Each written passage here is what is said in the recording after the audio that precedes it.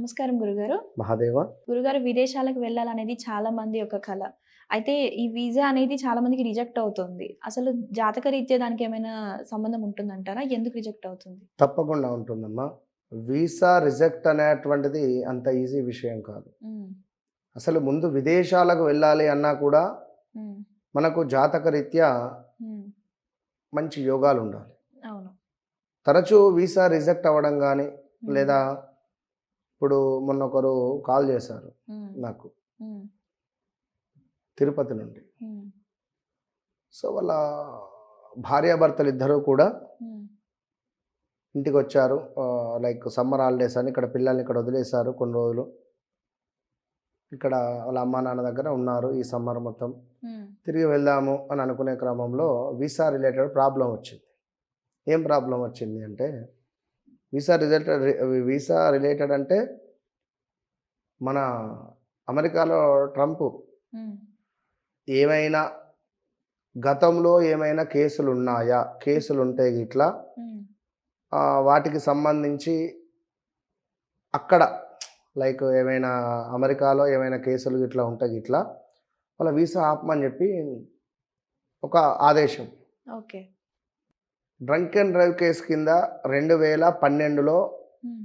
12, 13లో, 14లో like ఏదో వారికక్కడ ఒక like శిక్ష అదే డ్రంక్ అండ్ డ్రైవ్ కేసుండే. హ్మ్. అయితే దాన్ని ఇప్పుడు తీసిర్రు బయటికి. హ్మ్. ఇప్పుడు తీసి వారిని రిజెక్ట్ చేసిర్రు. మళ్ళీ హుహు. దాని గురించి ప్రయత్నాలు. అంటే అప్పుడు వచ్చినటువంటి శనైశ్చరుని పీరియడు మళ్ళీ ఇప్పుడు మీకు రావడం జరిగింది. హ్మ్. సో, దాని మూలకంగా ఇది అయితే ఈ విషయం నేనే జెప్పా. అమ్మా ఏమైనా వీసా రిలేటెడ్ గానీ, కేసులు గానీ, హ్మ్. కోర్టు రిలేటెడ్ గానీ, లైక్ ఇలాంటివేమైనా ఉండెనా ఈ హ్మ్. మధ్యలో అని జెప్పి నేనడిగా. అబ్బా! కరెక్ట్ జెప్పిర్రు గురువుగారు. ఇట్లా ఇది పరిస్థితి అండి అని వారు చెప్పారు. హ్మ్.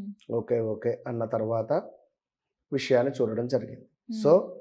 జాతకరీత్యా 6వ భావము, 8వ భావము, 12వ భావాలు అనేటువంటివి చాలా అవసరం. హ్మ్. అదేవిధంగా నడిచే దశ అంతర్దశలలో రాహువు దశ గాని, శనైశ్చరుని దశ గాని, కొంత బుధుడు నీచలో ఉన్నటువంటి దశలు గాని వస్తే హ్మ్. వీసా రిలేటెడ్ ప్రాబ్లమ్స్ చాలా ఎదుర్కొనే పరిస్థితి ఉంటుంది. ఓకే. ఖచ్చితంగా. అయితే హ్మ్. అది గోచార రీత్యా అనేటువంటిది తెలవదు. హ్మ్. వ్యక్తిగత జాతకాన్నే చూడాలి. మరి వ్యక్తిగత జాతకం లేదు అని అనుకుంటే, వారి పిల్లల జాతకం నుండి గానీ, వారి మిసెస్ జాతకం నుండి గానీ, వాళ్ళ అక్కయ్యదో, వాళ్ళ తమ్ముందో, ఎవ్వరిదో ఒకరి జాతకం నుండి మనము దాన్ని కనిపెట్టవచ్చు. హ్మ్. ఓహో! మీకీ అంశం మీద మీకు ఈ విధమైన ప్రాబ్లమ్ వస్తుంది. లైక్ హ్మ్. ఈ శ్లోకాన్ని చదువుకోండి. హ్మ్. లేదా ఈ దేవతార్చన చేయండి. హ్మ్. లేదా ఈ భగవంతుని యొక్క ఆరాధన చేయండి. హ్మ్. ఇలాంటిది చేయడం ద్వారా వారికి మంచి ఫలితాలుండేటువంటి పరిస్థితి కనబడుతుంది. కనుక ఓకే. ఎట్టికోశాన వ్యక్తిగత జాతక రీత్యానే హ్మ్.